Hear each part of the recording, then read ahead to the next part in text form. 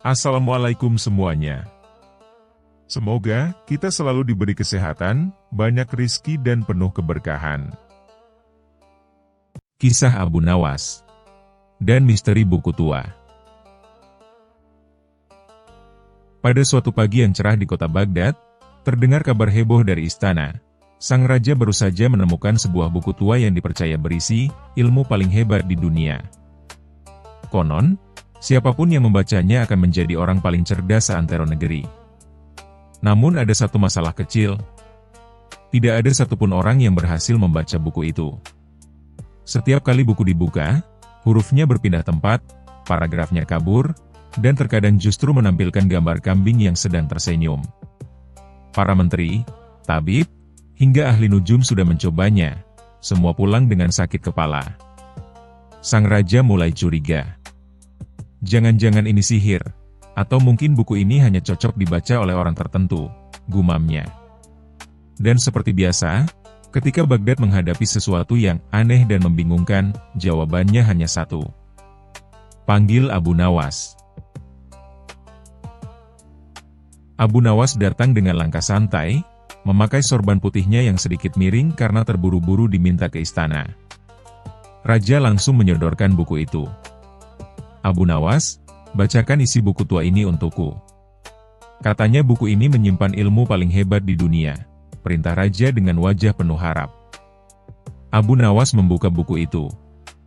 Halaman pertama berubah menjadi gambar seekor ayam berdiri gagah dengan jubah merah. Yang mulia, ini ayam, kata Abu Nawas. Aku punya mata. Aku tahu itu ayam, bentak raja. Maksudku, apa isi bukunya? Abu Nawas mengangguk pelan, menutup bukunya lagi, lalu membukanya sekali lagi. Kali ini, gambar ayamnya berubah menjadi kambing berkumis. Abu Nawas mengerutkan dahi. Kambingnya kelihatan pintar, yang mulia. Tolong serius, Abu Nawas. Abu Nawas duduk dengan tenang, menarik napas panjang, lalu membuka buku itu perlahan. Halaman kosong. Benar-benar putih tanpa tulisan. Yang mulia, kata Abu Nawas, bukunya kosong. Itu tidak mungkin, balas raja. Semalam halaman itu berisi 2 paragraf tentang kebijaksanaan. Abu Nawas mengangguk pelan. Jika tadi kambing, sekarang kosong, berarti buku ini memiliki mood lebih labil dari para menteri. Para menteri terkejut. Raja memicingkan mata, menahan tawa. Abu Nawas mencoba lagi, kali ini membaca dengan suara lantang. Abrakada, bukan itu. Dia membuka halaman lain. Tulisannya muncul. Namun, hurufnya terbalik semua. Bahkan ada kalimat yang sepertinya berbunyi. Jika kamu membaca ini, berarti buku ini sedang malas. Buku apa yang malas? Seru raja. Yang ini, yang mulia. Dibawalah penjaga istana, juru masak, penjual kurma, hingga seekor kucing yang lewat di halaman istana. Semuanya diberi giliran melihat buku itu. Hasilnya sama. Penjaga istana, melihat gambar unta tersenyum. Juru masak, melihat resep sup kacang. Penjual kurma, melihat halaman penuh kurma tapi dia tidak bisa memetiknya. Kucing, hanya mengeong lalu pergi tanpa komentar. Abu Nawas mengelus dagunya. Buku ini jelas sesuatu, yang mulia. Abu Nawas memperhatikan sampul belakang buku itu dengan seksama. Tertulis kecil sekali, mungkin hanya bisa dilihat dengan mata Abu Nawas. Buku ini tidak akan terbuka kecuali oleh orang yang benar-benar ingin belajar, bukan orang yang hanya ingin terlihat pintar. Abu Nawas tersenyum. Yang mulia, boleh saya bertanya jujur, kata Abu Nawas. Tentu. Apakah yang mulia benar-benar ingin belajar sesuatu dari buku ini? Atau ingin terlihat lebih bijak daripada semua orang? Raja terdiam. Para menteri menelan ludah. Setelah beberapa detik, Raja menggaruk kepala dan berkata lirih. Ya, mungkin sedikit keduanya. Abu Nawas mengangguk. Itu sebabnya bukunya tidak mau terbuka.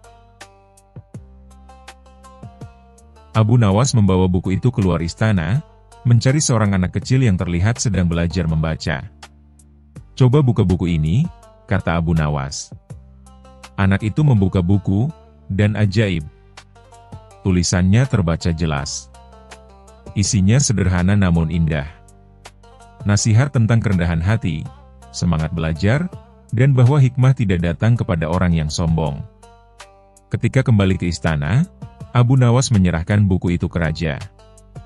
"Yang mulia, buku ini bukan berisi ilmu paling hebat di dunia, melainkan pengingat bahwa kebijaksanaan lahir dari hati yang tulus, bukan dari keinginan untuk dipuji." Raja termenung lama. Lalu tertawa kecil. "Seperti biasa, kau benar, Abu Nawas." Namun sang raja tetap belum puas. "Lalu kenapa aku hanya melihat gambar kambing berkumis?" Abu Nawas tersenyum lebar. "Karena mungkin, buku itu sedang bercermin, Yang Mulia." Raja melotot. Kemudian seluruh istana pecah oleh tawa.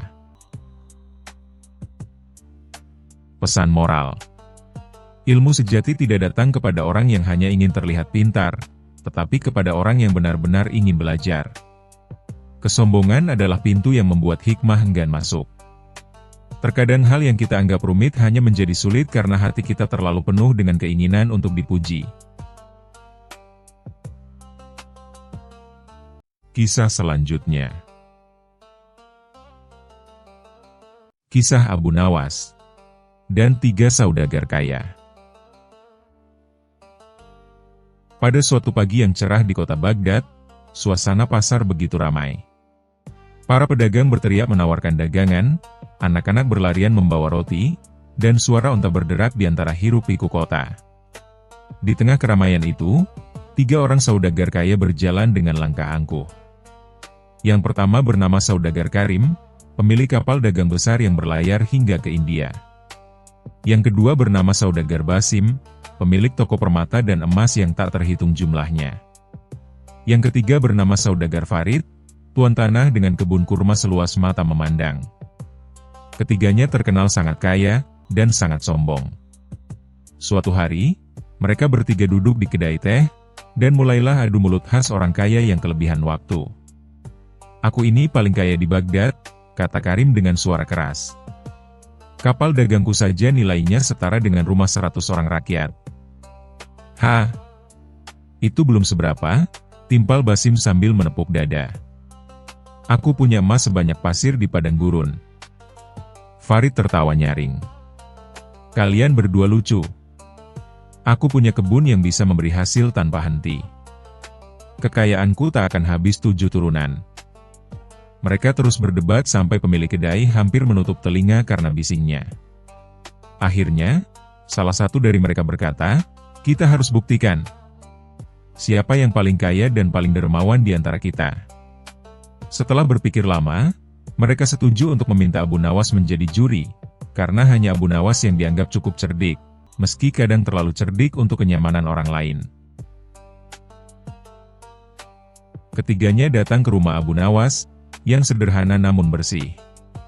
Abu Nawas saat itu sedang duduk di halaman, membaca sambil menyeruput kopi hangat. "Wahai Abu Nawas," kata Karim dengan nada tinggi, "kami ingin kau menilai siapa di antara kami bertiga yang paling kaya." Abu Nawas menatap mereka dengan tenang. Kekayaan itu bisa diukur dari banyak hal. Apa maksud kalian kaya dalam hal harta, atau kaya dalam hal hati?" Ketiganya serempak menjawab, "Dalam hal harta, tentu saja." Abu Nawas tersenyum miring. "Baiklah. Maka bawalah masing-masing satu benda yang paling kalian banggakan. Besok sore, aku akan menilai siapa yang paling kaya." Mereka pun setuju dan pergi dengan keyakinan bahwa mereka akan menang. Keesokan harinya, ketiga saudagar datang dengan sombongnya. Saudagar Karim membawa sebuah peti besar berisi permata biru langka dari negeri jauh. Saudagar Basim membawa sebatang emas murni setinggi lutut manusia. Dan saudagar Farid datang membawa selembar surat tanah yang katanya seluas 3 desa. Abu Nawas berpura-pura terkagum. Wah, sungguh luar biasa. Tapi, aku tidak bisa menilai begitu saja. Aku perlu bukti nyata seberapa berharganya benda-benda itu. Bagaimana caranya? Tanya Basim. Abu Nawas menjawab dengan tenang, kalian masing-masing harus menunjukkan bagaimana benda itu bisa membuat orang lain bahagia. Ketiga saudagar saling pandang, bingung. Emas dan permata untuk membuat orang bahagia, gumam mereka. Tapi Abu Nawas berkata, aku tunggu kalian di pasar besok. Tunjukkan padaku bagaimana kekayaanmu bisa membawa senyum. Keesokan harinya, pasar penuh orang yang ingin menyaksikan tantangan Abu Nawas. Saudagar Karim datang duluan. Ia melempar beberapa permata kepada kerumunan sambil berkata, ambillah. Aku ini dermawan. Tapi tak ada yang berani mengambil. Semua takut dituduh mencuri. Abu Nawas tersenyum geli. Tidak ada yang bahagia di sini, hanya bingung. Lalu datanglah Basim. Ia berteriak sambil memamerkan emasnya. Lihatlah betapa berharganya ini. Tapi orang-orang hanya menatap, kagum tapi lapar. Tak ada yang tertawa atau tersenyum. Terakhir, datanglah Farid. Ia membawa gerobak berisi kurma manis dari kebunnya dan membagikannya gratis kepada semua orang. Anak-anak bersorak, ibu-ibu tersenyum, dan pasar pun riuh dengan tawa. Abu Nawas mengangguk. Nah, inilah kekayaan sejati. Bukan yang disimpan, tapi yang dibagi. Ketiga saudagar terdiam. Tapi sebelum mereka sempat menyesal, Abu Nawas menambahkan dengan senyum licik. Namun, jika kalian tetap ingin dinilai siapa yang paling kaya dalam hal harta, maka jawabanku mudah. Mereka menatap penasaran. Yang paling kaya di antara kalian bertiga adalah aku. Mereka terkejut serentak. Engkau? Tapi kau bahkan tidak punya harta. Abu Nawas tertawa, betul. Tapi kalian bertiga baru saja memberiku permata, emas, dan kurma untuk dinilai. Sekarang semuanya sudah di tanganku. Siapa yang paling kaya sekarang? Orang-orang di pasar meledak dalam tawa. Tiga saudagar itu hanya bisa ternganga, sementara Abu Nawas berjalan santai membawa peti dan keranjang kurma sambil bersiul riang. Pesan moral. Kekayaan sejati bukan diukur dari banyaknya harta yang disimpan, melainkan dari seberapa besar manfaat yang bisa diberikan kepada orang lain.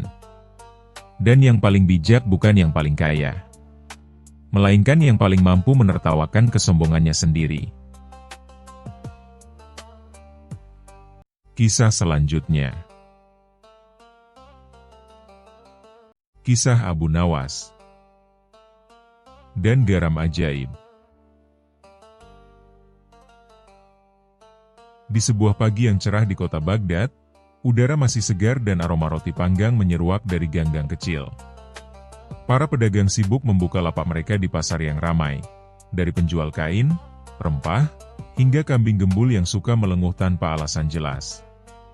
Di antara mereka, ada seorang pedagang garam bernama Samir, pria bertubuh gemuk dengan kumis melingkar seperti tanduk kambing dan wajah selalu berkeringat. Samir dikenal sebagai pedagang yang rajin tapi agak pelit. Ia selalu menghitung setiap butir garam seolah-olah itu emas murni. Kalau seseorang menawar terlalu rendah, ia akan berseru keras. Hei, ini garam terbaik dari laut yang paling asin. Bukan dari air mata penyesalanmu. Suatu hari, Samir mendapat kabar bahwa Raja Harun al-Rashid sedang mencari garam paling murni untuk hidangan kerajaan. Ia pun berpikir, kalau aku bisa menjual garamku ke istana, aku bisa kaya 7 turunan. Namun, masalahnya, Samir tahu bahwa rakyat biasa tidak bisa begitu saja masuk ke istana. Maka ia mencari seseorang yang dikenal dekat dengan raja, seseorang yang bisa membantunya membuka jalan. Dan siapa lagi kalau bukan Abu Nawas, si cerdik yang terkenal di seantero Baghdad. Abu Nawas sedang duduk santai di bawah pohon kurma, menikmati semangkuk sup hangat dan senyum puas. Ketika Samir datang tergesa-gesa, ia langsung bicara tanpa basa-basi. "Abu Nawas, aku dengar kau dekat dengan raja. Tolong bantu aku menjual garamku ke istana. Aku akan memberimu bagian, tentu saja," kata Samir dengan wajah penuh harap.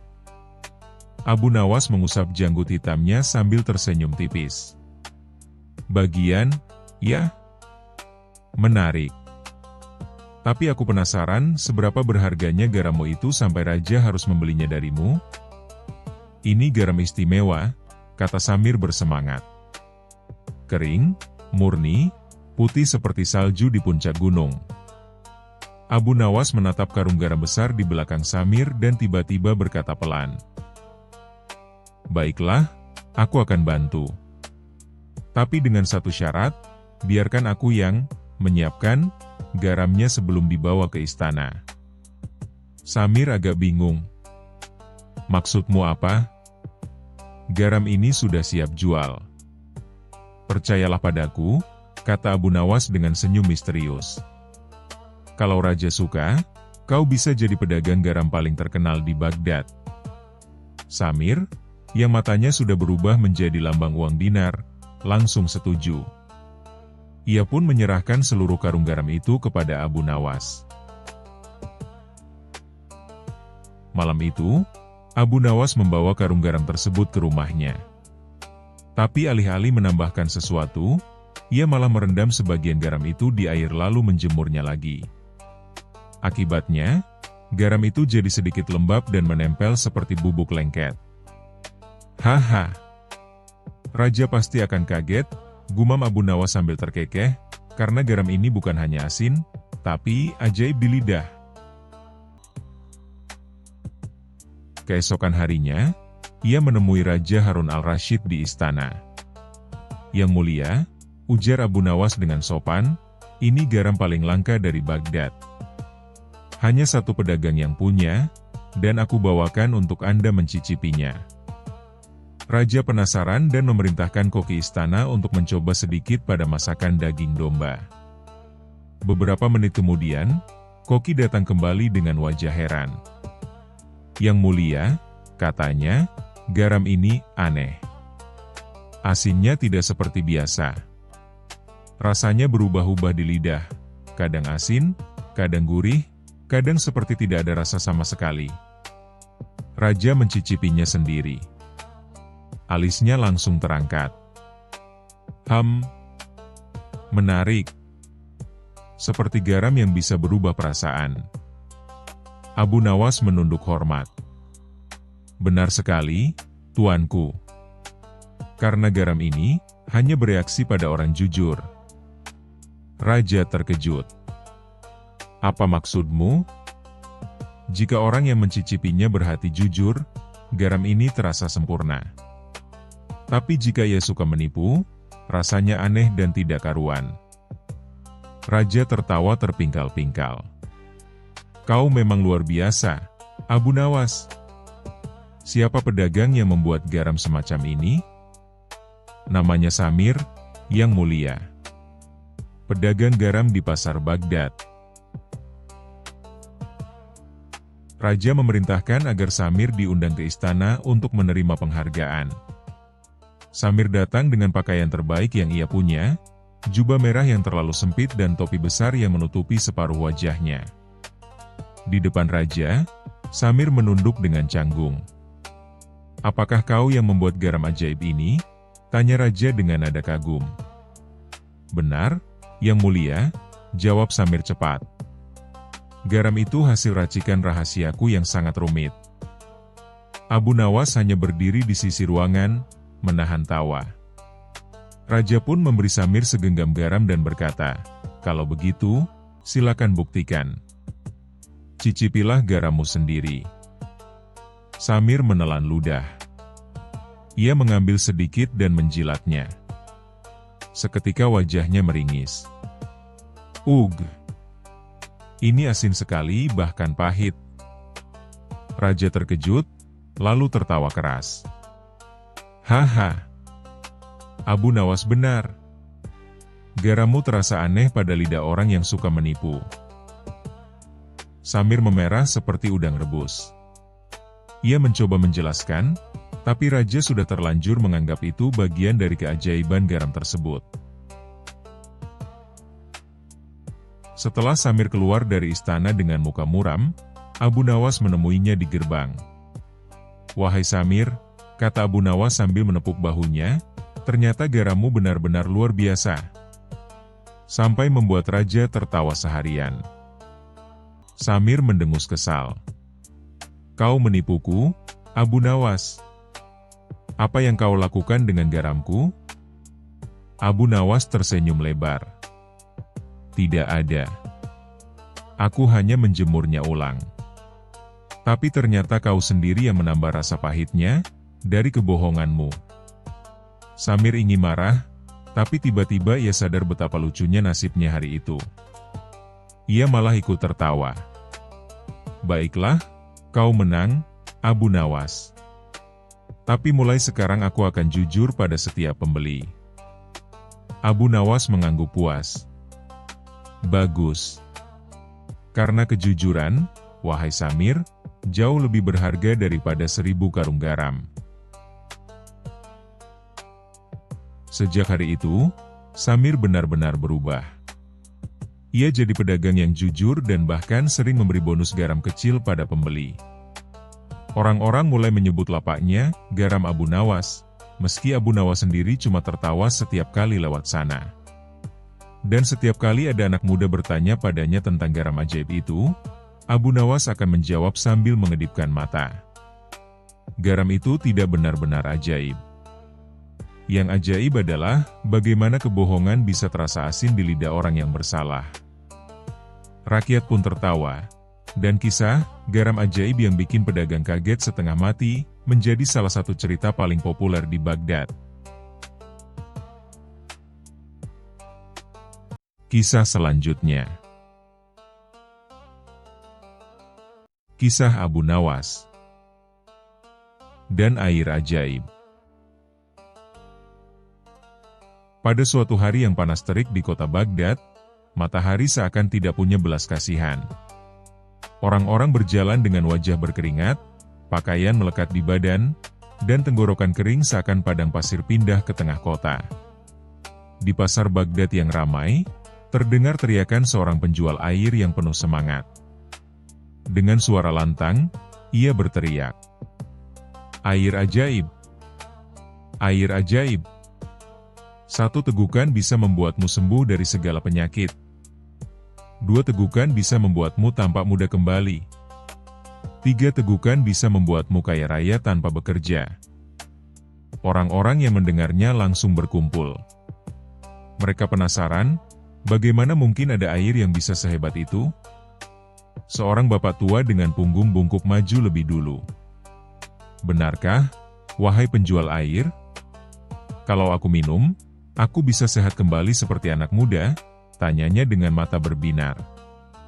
Penjual air itu tersenyum licik sambil mengangkat kendi berisi air bening. "Benar sekali, wahai kakek. Hanya dengan 3 koin emas, kau bisa meneguk keajaiban." Kakek itu mengeluarkan uangnya dengan susah payah, lalu meneguk air ajaib itu. Setelah minum, ia menunggu, dan menunggu, namun tetap saja punggungnya masih bungkuk. Orang-orang mulai berbisik. Melihat itu, si penjual air buru-buru berkata, "Oh, maaf. Efeknya tidak langsung. Butuh waktu 1 minggu. Bersabarlah." Orang-orang mengangguk-angguk. Mereka percaya begitu saja, padahal wajah si penjual sudah merah menahan tawa. Sementara itu, Abu Nawas yang kebetulan lewat, melihat kerumunan orang. Ia pun berhenti dan bertanya, "Ada apa ini? Kenapa ramai sekali?" Seorang pemuda menjawab, "Ada penjual air ajaib, Tuan. Katanya bisa bikin sehat, muda, bahkan kaya raya." Abu Nawas mengelus janggutnya sambil menyeringai. Air ajaib, katamu, menarik sekali. Ia lalu mendekati penjual air itu. Wahai penjual, apakah benar airmu bisa menyembuhkan segala penyakit? Tanya Abu Nawas dengan wajah polos. Benar sekali, jawab penjual dengan penuh keyakinan. Dan bisa membuat orang kaya raya? Tentu saja. Asal kau minum 3 tegukan penuh. Abu Nawas tersenyum. Kalau begitu, hebat sekali. Tapi aku heran, wahai penjual, kalau memang air ini bisa bikin kaya raya, mengapa kau masih repot-repot berjualan di sini? Mengapa tidak kau minum sendiri, lalu kau menjadi orang paling kaya di Baghdad? Orang-orang yang mendengar langsung terdiam. Mereka baru sadar ada yang aneh dengan logika itu. Wajah si penjual berubah tegang. Itu, aku sudah terlalu kaya, makanya aku ingin berbagi keajaiban ini dengan orang lain. Abu Nawas pura-pura terkagum. Oh begitu. Kalau begitu, berarti kalau aku minum, aku bisa jadi raja, ya? Bisa. Bisa, jawab penjual gugup. Bagus sekali, seru Abu Nawas. Ia lalu berteriak kepada orang-orang, dengar semua. Aku akan buktikan kebenaran air ini. Kalau benar aku bisa jadi raja, maka mulai besok kalian harus tunduk padaku. Orang-orang tertawa. Mereka ingin melihat kelucuan apalagi yang akan terjadi. Abu Nawas kemudian pura-pura serius. Ia mengambil kendi air itu dan berkata, tapi tunggu, sebelum aku minum, aku ingin tahu satu hal. Air ini benar-benar ajaib, bukan? Iya, benar, jawab penjual dengan cepat. Kalau begitu, mengapa kendi ini tidak ikut berubah menjadi emas? Bukankah air ajaib seharusnya membuat semua benda di sekitarnya menjadi istimewa? Orang-orang langsung bersorak, benar. Benar. Mengapa kendi itu tetap biasa saja? Si penjual semakin panik. Keringat dingin mulai bercucuran. Karena keajaibannya hanya bekerja pada makhluk hidup, bukan benda. Kalau begitu, kata Abu Nawas sambil menahan tawa, biarlah kita uji bersama-sama. Aku punya seekor keledai di rumah. Kalau aku beri minum air ini, berarti keledai itu akan berubah jadi kuda yang gagah perkasa, bukan? Iya, tentu saja, jawab penjual asal-asalan. Bagus. Maka mari kita buktikan, kata Abu Nawas sambil menggandeng si penjual. Orang-orang di pasar berbondong-bondong mengikuti mereka. Mereka ingin menyaksikan keajaiban keledai Abu Nawas. Sesampainya di rumah, Abu Nawas mengeluarkan keledainya yang tua dan malas. Nah, sekarang beri dia minum air ajaibmu. Si penjual berusaha mengulur waktu. Mungkin tidak bisa sekarang. Efeknya nanti, besok, atau lusa. Abu Nawas pura-pura marah. Kalau begitu, berarti kau menipu kami semua. Kau menjual air biasa dan mengaku itu ajaib. Orang-orang langsung ribut dan marah. Benar. Dia penipu. Kembalikan uang kami. Penjual air itu ketakutan. Ia mencoba kabur, tapi Abu Nawas menghadangnya. Tidak bisa lari, wahai penjual. Kalau kau ingin bebas, maka minumlah seluruh kendi airmu sendiri, sampai habis. Buktikan pada kami bahwa itu memang ajaib. Orang-orang bersorak setuju. Minum. Minum. Minum. Dengan terpaksa, penjual itu meneguk air dalam kendi hingga habis. Perutnya menggembung seperti balon. Semua orang menunggu, dan menunggu, tapi tidak ada perubahan sama sekali. Yang ada hanya suara "bruk", karena perutnya kekenyangan, lalu ia jatuh pingsan di tanah. Orang-orang langsung tertawa terbahak-bahak. Abu Nawas pun berkata, "Lihatlah, saudara-saudaraku. Inilah akibat terlalu mudah percaya pada janji-janji ajaib.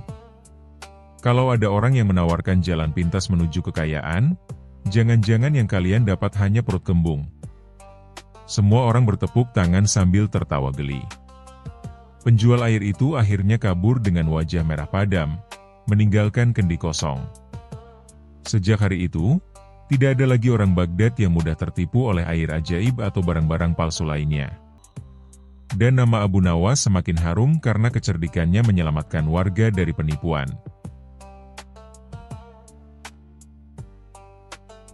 Kisah selanjutnya.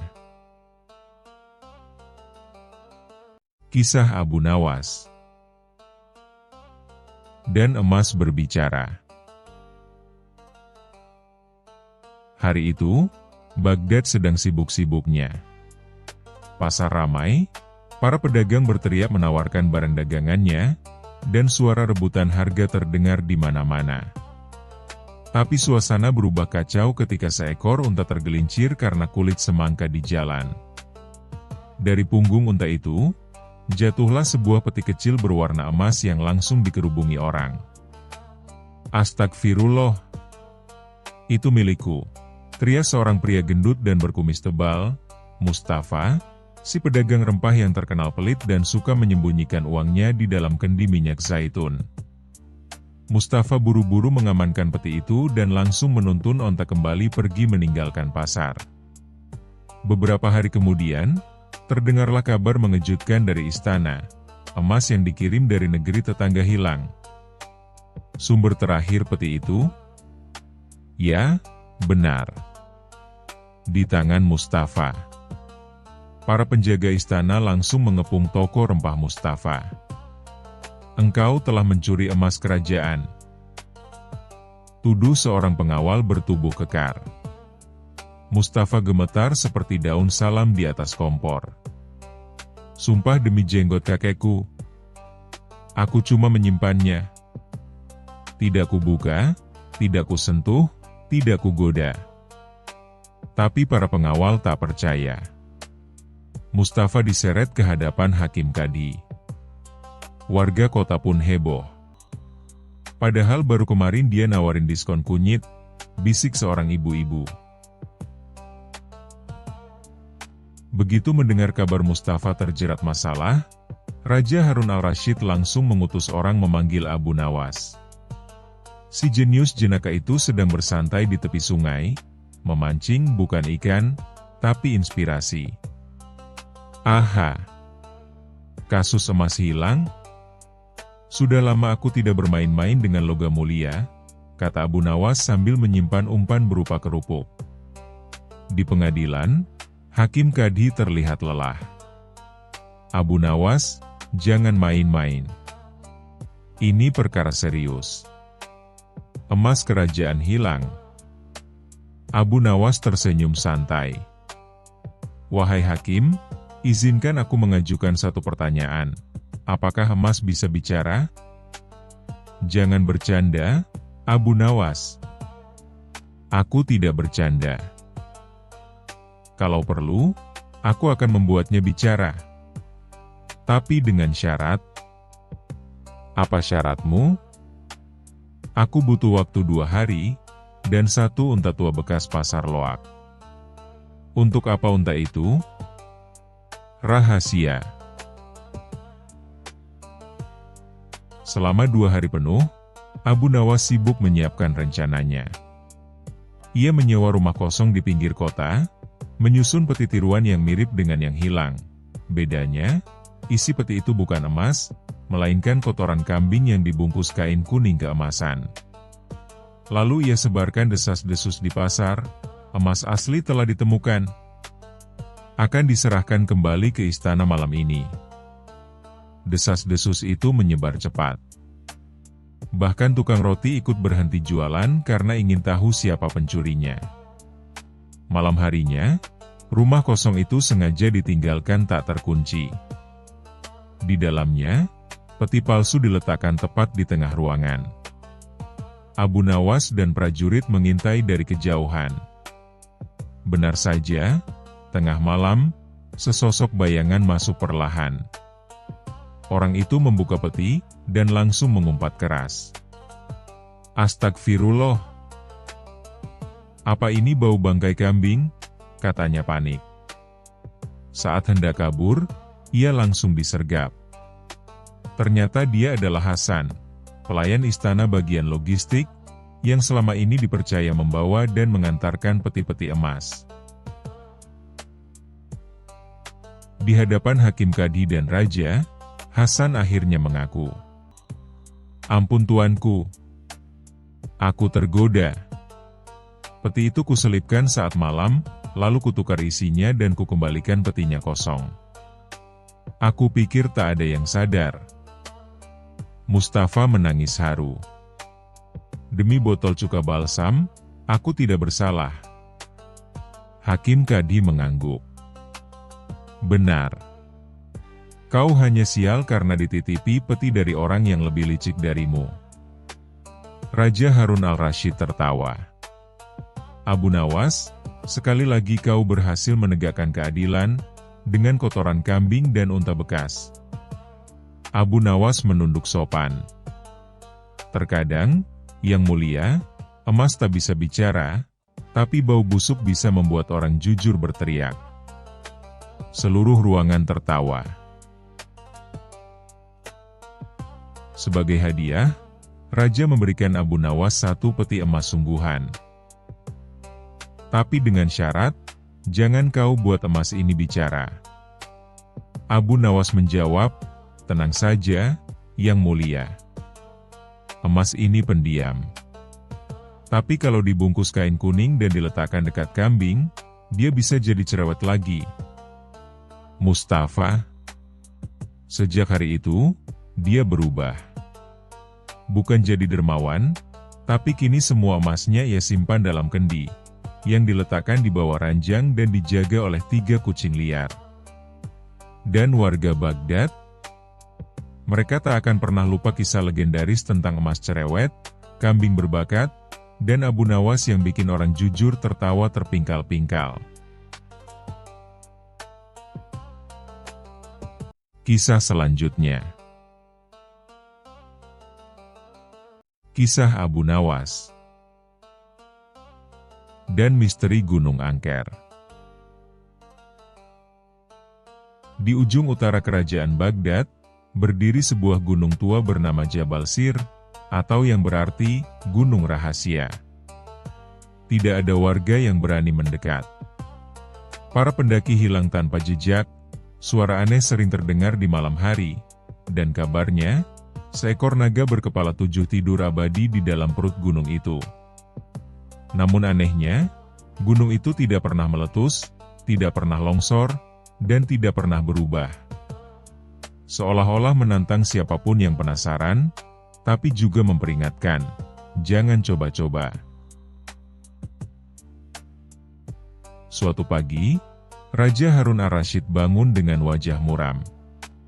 Ia bermimpi bahwa ada sebuah pintu emas raksasa di balik Jabal Sir, dan di balik pintu itu terdapat harta karun milik para raja terdahulu yang konon bisa membuat kerajaan Baghdad tak terkalahkan.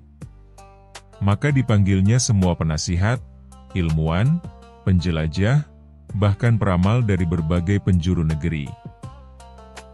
"Siapa yang bisa membongkar rahasia Gunung Jabal Sir?" teriak sang raja. Salah satu peramal tua berbisik, "Paduka, siapapun yang mencoba, akan hilang." Gunung itu memiliki penjaga gaib, makhluk 3 wajah. Yang lain berkata, "Saya bisa mencoba, asal diberi 300 tentara, 20 juru masak, 7 tukang pijat, dan 1 pelukis agar perjalanan saya tidak membosankan." Raja memijat pelipisnya. Semua bicara besar, tapi tidak ada yang berani benar-benar melangkah. Tiba-tiba, suara santai terdengar dari pojok ruangan. "Paduka, bagaimana kalau serahkan saja pada saya?" Semua menoleh. Dan ya, Tentu saja itu adalah Abu Nawas, sang filsuf jahil dengan ide-ide tak terduga. "Engkau?" seru sang raja. "Abu Nawas, ini bukan soal bermain kata-kata. Ini soal nyawa." Abu Nawas menunduk sopan, lalu berkata, "Paduka benar. Maka dari itu, hamba mohon syarat yang sederhana, berikan hamba waktu 7 hari. Jangan kirim siapapun mengikuti. Dan ketika hamba kembali, bersiaplah untuk keheranan." Raja mengangguk, setengah ragu setengah berharap. "Baik. Tapi jika kau gagal, hukumanmu adalah harus menjadi guru menari untuk para menteri selama sebulan." Para menteri langsung panik. "Jangan, Paduka. Dia pasti buat kami menari sambil berdiri di atas tempurung kelapa."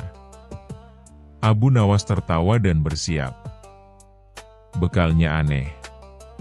Tikar lusuh, kendi air tua, 2 sandal jepit tidak sepasang, roti basi yang dikeringkan seperti batu bata, dan 1 gulungan kertas kosong. "Untuk apa semua ini?" tanya seorang penasaran. "Untuk menipu gunung, tentu saja," jawab Abu Nawas sambil tersenyum misterius. Hari pertama, Abu Nawas hanya duduk di kaki gunung.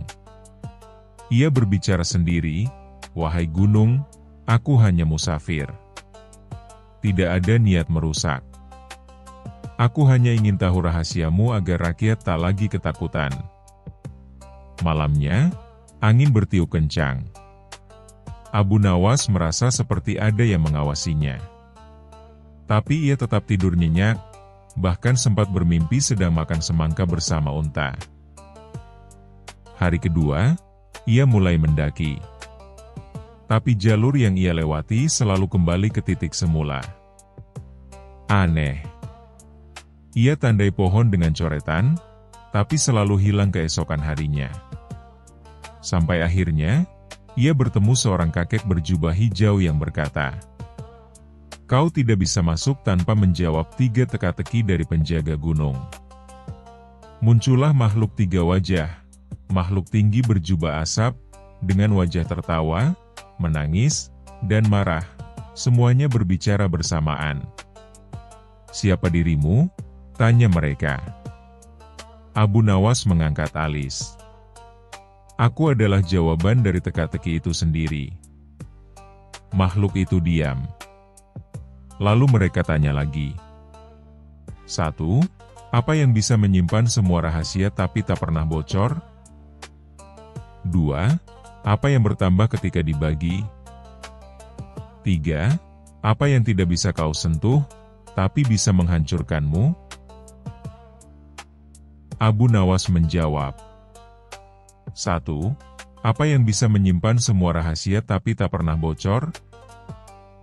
Jawabannya, hati yang jujur. 2. Apa yang bertambah ketika dibagi? Jawabannya, ilmu pengetahuan. 3. Apa yang tidak bisa kau sentuh, tapi bisa menghancurkanmu? Jawabannya, kebodohan yang dibiarkan. Makhluk itu lenyap. Angin berhenti. Langit terbuka, dan sebuah jalan rahasia menuju ke dalam perut gunung muncul. Di dalam gua, Abu Nawas menemukan perpustakaan raksasa. Tidak ada emas. Tidak ada naga. Hanya ribuan buku, naskah kuno, gulungan ilmu yang tak ternilai. Di tengahnya, seekor kambing putih dengan janggut seperti filsuf duduk di atas bantal. "Kau yang datang," kata kambing itu. "Aku Syaikh Mbe, penjaga ilmu dari para raja terdahulu. Semua yang datang ke sini cari harta, tapi lupa bahwa ilmu adalah harta sesungguhnya." Abu Nawas tersenyum. "Maka ikutlah denganku, wahai kambing bijak. Kita ajari raja dan rakyat tentang kekayaan yang sebenarnya." Syaikh Mbe mengangguk. asal kau beri aku roti panggang dan waktu tidur siang. Hari ke-8, Abu Nawas kembali ke istana. Semua bersorak, apalagi saat melihat kambing putih duduk manis di pelukannya. Raja bertanya, "Apa kau temukan emas?" "Lebih dari itu," jawab Abu Nawas. "Saya bawa makhluk terbijak dari balik gunung." Syaikh Mbe langsung berkata, "Raja Harun, yang hilang dari kerajaanmu bukan emas, tapi kehausan akan ilmu." Raja terperangah. Dan saat para menteri tertawa meremehkan, kambing itu tiba-tiba berkata, "Dan kalian, para menteri, lebih banyak makan anggaran daripada membaca." Sontak suasana jadi hening. Lalu, gelak tawa meledak di seluruh istana. Sejak hari itu, Raja membangun sekolah besar di kaki Jabal Sir. Abu Nawas diangkat menjadi kepala Departemen Ide Gila Tapi Berguna. Dan kambing Syaikh Mbe, ia jadi bintang tamu tetap dalam setiap rapat istana. Dan Gunung Jabal Sir, ia tetap berdiri tenang, menyimpan rahasia bahwa kadang-kadang, yang paling berharga bukanlah yang tersembunyi, tapi yang sudah ada tapi tak dihargai.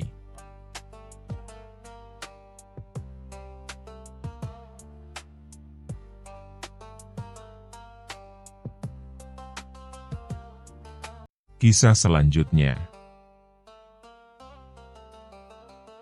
Kisah Abu Nawas dan perjalanan ke bulan. Pada suatu pagi yang cerah, Raja Harun al-Rasyid bangun dengan perasaan yang aneh. Ia duduk di balkon istana sambil menyeruput teh hangat dan memandang ke langit. Di sana, bulan masih tampak samar-samar, seolah menantang. "Bagaimana rasanya pergi ke bulan, ya?" gumam sang raja. Tiba-tiba, muncullah ide gila di kepalanya. "Aku ingin seseorang dari kerajaanku pergi ke bulan. Dan yang paling cocok tentu saja Abu Nawas." Maka dipanggillah Abu Nawas ke istana. Abu Nawas datang seperti biasa, mengenakan jubah putih, dan sorban yang agak miring. Ia tersenyum tenang, meski firasatnya berkata akan ada tugas aneh hari ini. "Abu Nawas," seru sang raja sambil menunjuk langit. "Kau harus melakukan tugas penting demi kerajaan ini." "Apa gerangan, Baginda?" tanya Abu Nawas dengan sopan. "Kau harus pergi ke bulan." Abu Nawas langsung terdiam. Ia menoleh ke langit, lalu ke wajah raja. Kemudian ia menoleh ke langit lagi, kali ini sambil menyipitkan mata. "Ke bulan, Baginda?" tanyanya, memastikan telinganya tak salah dengar. "Benar. Semua kerajaan sedang berlomba-lomba menjelajah bintang. Masa kerajaan kita tertinggal? Kau yang paling cerdas. Pergilah ke bulan dan laporkan apa yang ada di sana." Abu Nawas mengangguk pelan. "Baiklah, Baginda.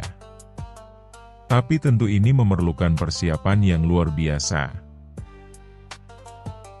Selama 7 hari 7 malam, Abu Nawas sibuk di halaman rumahnya. Ia membuat sebuah roket dari drum minyak bekas, daun kelapa, dan tangga bambu. Di sekelilingnya tertulis besar-besar, "Roket menuju bulan, dilarang ganggu, sedang uji coba." Warga desa berkumpul. Anak-anak tertawa, orang dewasa geleng-geleng kepala. Tapi Abu Nawas justru memasang wajah serius, seolah dia benar-benar insinyur luar angkasa. "Wahai warga, aku butuh sukarelawan sebagai bahan bakar cadangan," serunya. Semua langsung bubar dalam hitungan detik. Lalu pada hari ke-8, ia datang ke istana membawa roketnya yang ditarik oleh keledai. "Baginda," kata Abu Nawas, "saya siap terbang ke bulan." Sebuah lapangan luas disiapkan sebagai tempat peluncuran. Abu Nawas naik ke dalam drum yang diberi jendela kecil, lengkap dengan helm tempur tua dan pelindung dada dari kelapa. Ia menghitung mundur. 3, 2, 1, buak. Tiba-tiba asap mengepul dari belakang drum. Ternyata itu hanya bubuk kayu dan mercon. Roket bergoyang, lalu diam. "Aku sedang berada di atmosfer," teriak Abu Nawas dari dalam. Semua penonton bertepuk tangan, antara kagum dan bingung. Sang raja menyipitkan mata. Dia belum terbang, tapi sudah masuk atmosfer. Setelah 5 menit dalam drum, Abu Nawas keluar dengan langkah gontai. "Lapor, Baginda. Saya sudah ke bulan." "Cepat sekali?"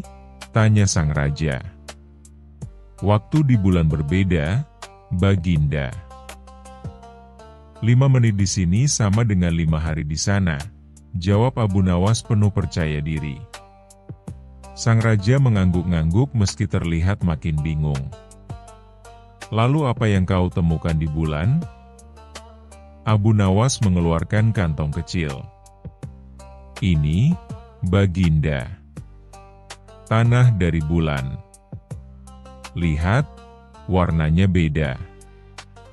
Baunya seperti bakwan gosong." Raja mencium, mengernyit, lalu tetap mengangguk. "Dan siapa yang kau temui di sana?" "Seekor kambing, Baginda." "Kambing?"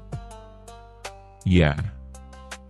Ternyata di bulan ada suku kambing pintar. Mereka menyambut saya dengan tarian lingkar bulan."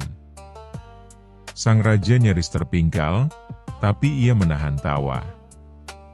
"Kalau begitu, kau harus ke bulan lagi minggu depan," kata sang raja. Abu Nawas tersenyum. "Maaf, Baginda. Rakyat bulan bilang, kunjungan berikutnya baru boleh tahun depan. Katanya mereka sedang panen sinar rembulan dan tidak ingin diganggu." Sang raja tertawa terbahak-bahak. "Abu Nawas, kau memang gila." "Gila karena setia pada perintah, Baginda," jawab Abu Nawas dengan hormat. Abu Nawas pulang membawa hadiah dari raja, 2 karung gandum dan 1 keledai baru. Sejak hari itu, tak ada lagi yang menyuruhnya ke bulan. Tapi drum bekas roketnya masih ada di depan rumah, dipakai untuk menyimpan air hujan. Dan setiap malam, Abu Nawas menatap ke langit dan tersenyum. "Tenang saja, wahai bulan. Aku belum lupa tarian suku kambingmu."